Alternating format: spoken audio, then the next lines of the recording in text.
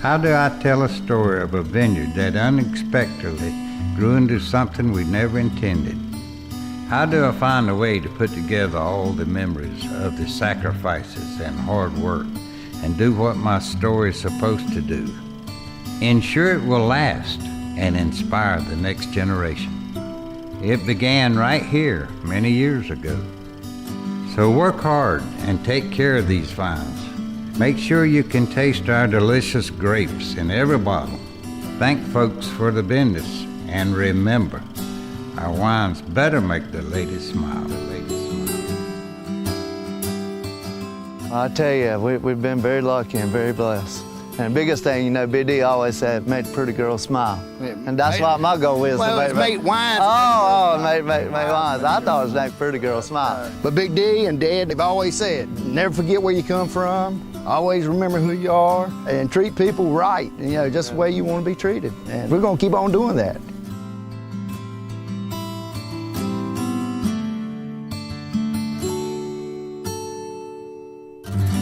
When my grandfather and father first planted these grapes, we had an agreement with a big winery out of New York, and they had promised $350 per ton to grow native muscadine grapes.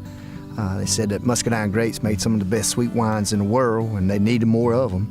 So my dad and uncle and grandfather got it together and decided they would grow these grapevines, and it takes about 4 years for these little vines to fully mature. And while we were waiting on our first big crop, they dropped the price to $150. And what in the world are a whole bunch of boys from the country going to do with a whole bunch of grapes? And I think they decided that the wine business sounded a little bit better than the jelly business, and so they got busy stomping grapes and making wines. We knew absolutely nothing about making wine at all, and my father did a lot of research, tried to figure it out. You know, a lot of people just say, hey, you just take grapes and press them, and it does it naturally, which it does. It's a very natural process.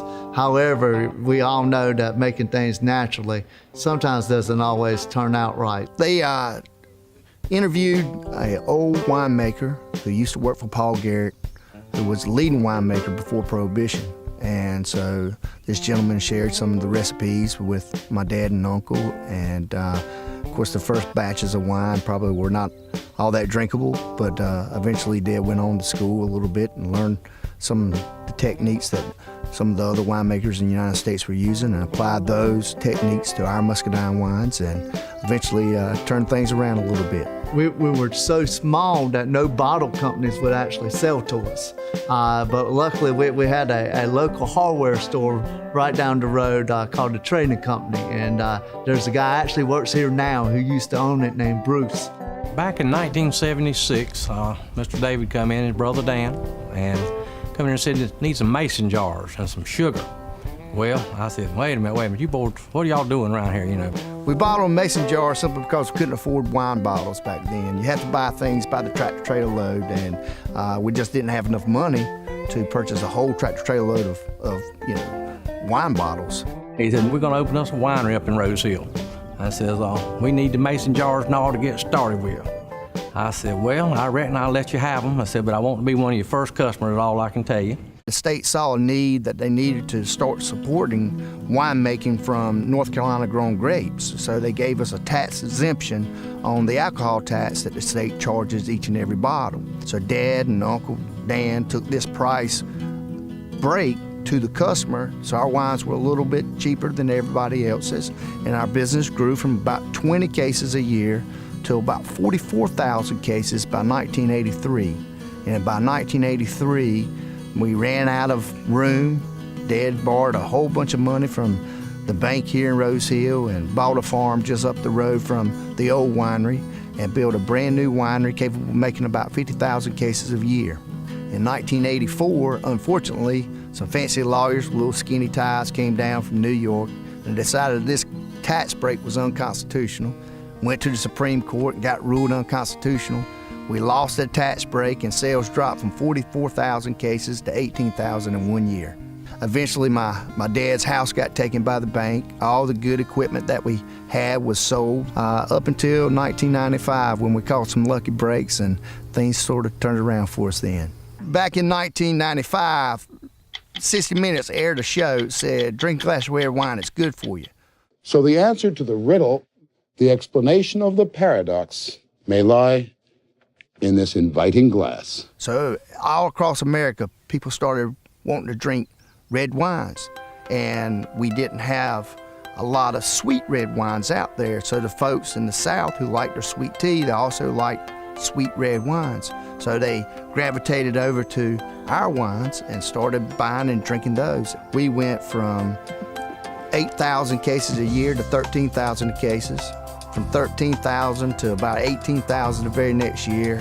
Where are we gonna get these grapes from? So we started calling our local farmers saying, listen, we're in need of some sweet muscadine grapes and we'd love for you to come grow them for us. So we started signing contracts to grow grapes.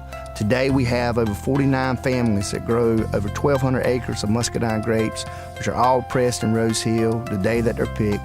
And we're making somewhere in the neighborhood of about 980,000 gallons per year. A lot of hard work by a lot of people smarter than me.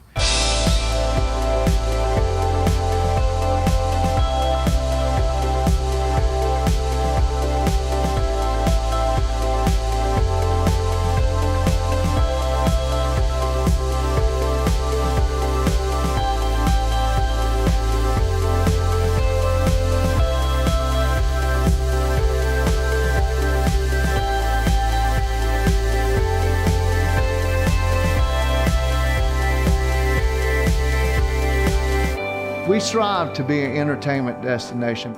We try to do things that allow people to have fun.